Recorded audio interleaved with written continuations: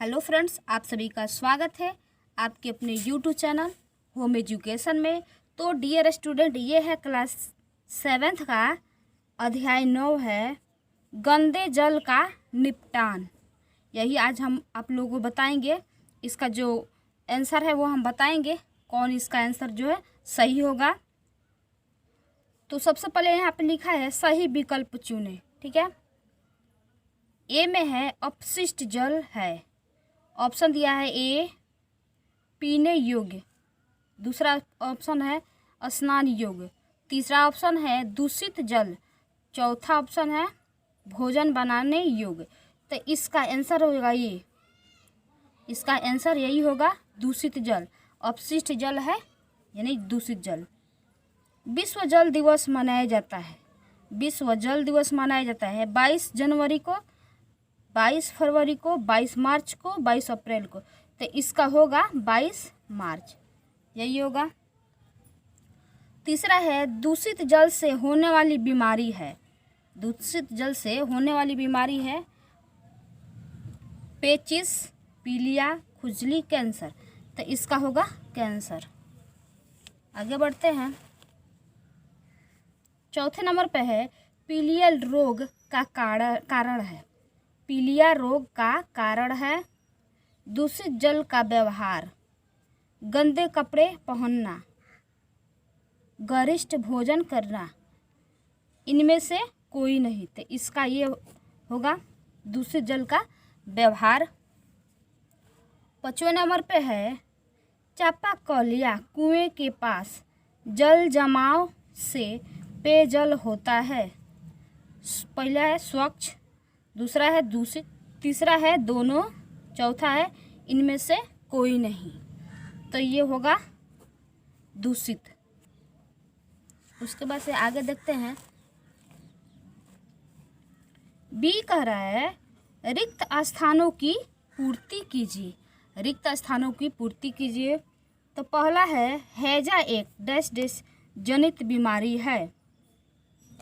तो इसका हो जाएगा दूषित जल, दूषित जल। दूसरा है बायोगैस का उपयोग डैश डैश के स्रोत के रूप में किया जाता है। तो इसका हो जाएगा यहाँ पे ईंधन, ईंधन। तीसरा नंबर पे है वाहित मल घर, स्कूल, होटल, अस्पताल आदि से उपयोग के बाद बहने वाला डैश डैश जल का होता है। तो यहाँ पे होगा अपशिष्ट, अपशिष्ट।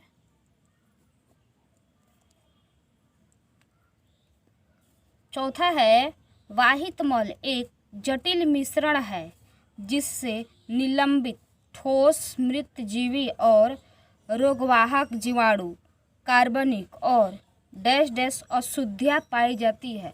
तो यहाँ पे होगा अकार्बनिक,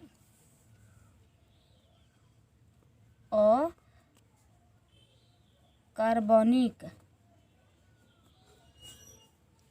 उसके बाद से 5वें नंबर पे है 5 साल से कम उम्र के बच्चों की मौत का सबसे बड़ा कारण है डैश डैश बीमारियाँ।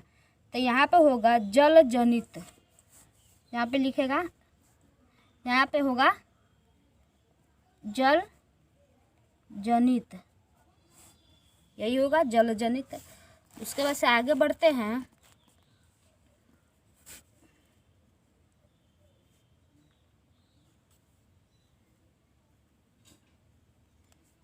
सी नंबर का आ रहा है सही उत्तर के सामने, सही का एवं गलत उत्तर के सामने गलत का चिन्ह लगाए।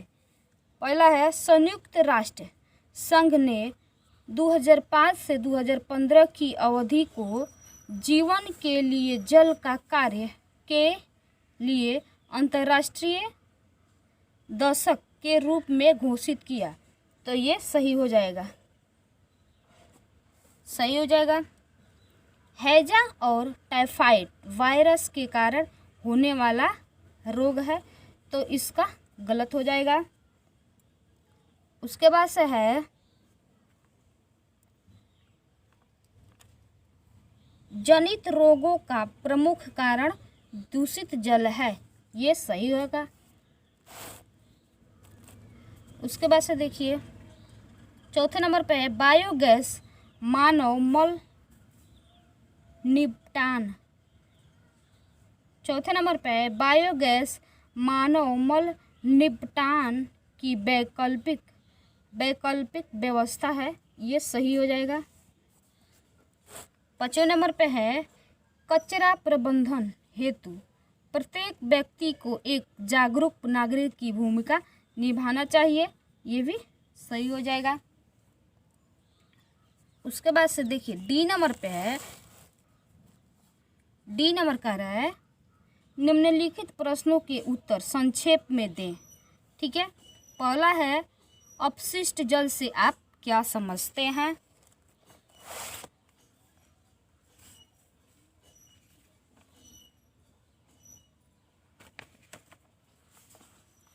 तो इसका होगा आंसर, देखिए यहाँ पे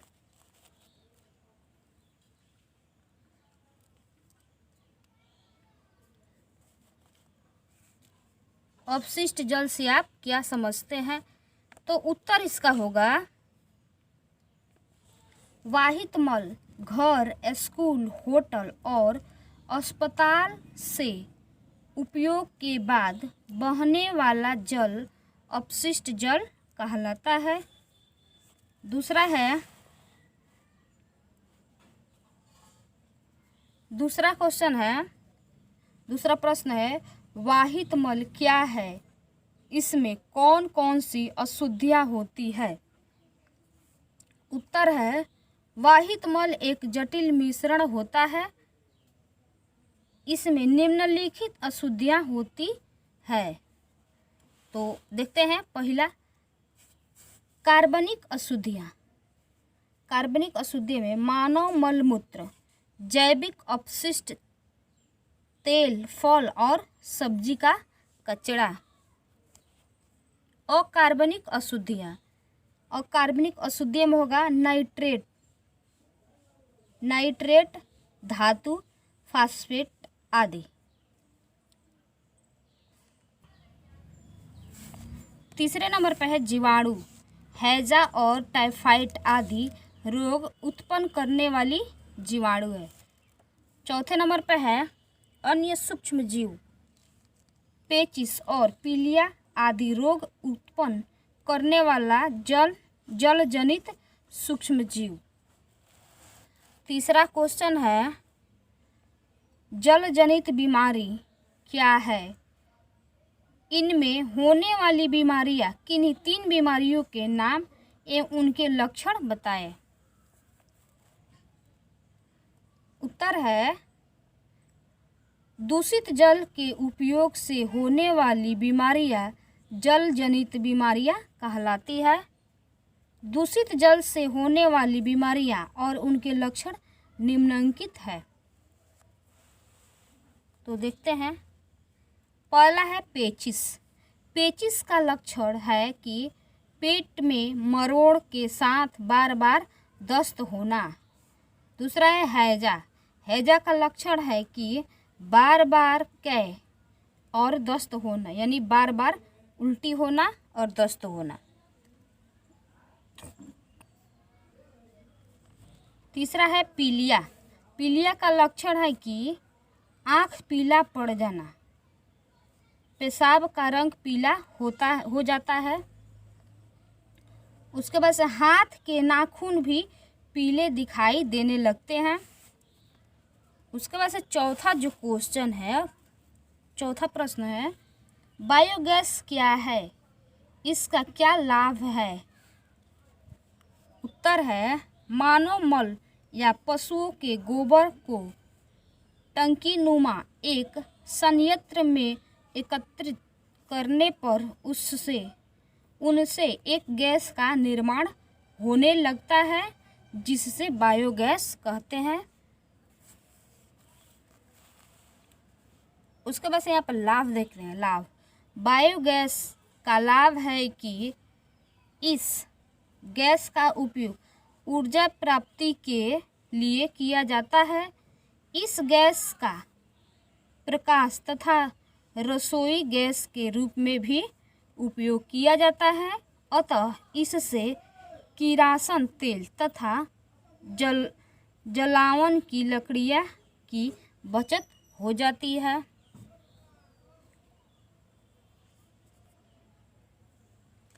पांचवा प्रश्न है एक जागरूक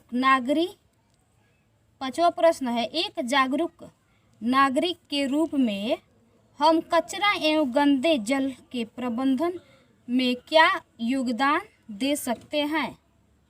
उत्तर होगा एक जागरूक नागरिक के रूप में हम कचरा और गंदे जल के निपटान की व्यवस्था करेंगे।